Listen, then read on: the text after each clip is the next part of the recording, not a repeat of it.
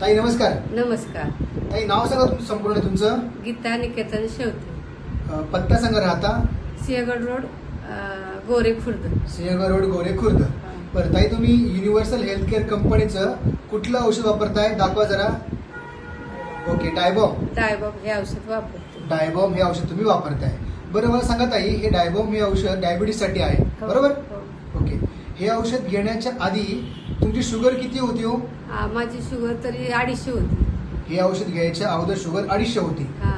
बरं सांगा आम्हाला की हे औषध घेतल्यानंतर तुम्हाला शुगरला काय काय फरक पडला? शुगर माझी कधी 200 पण झालेली नाही हे औषध घेतल्यापासून, आणि पथ्य पाळल्यापासून माझी नेहमी नॉर्मल शुगर येते.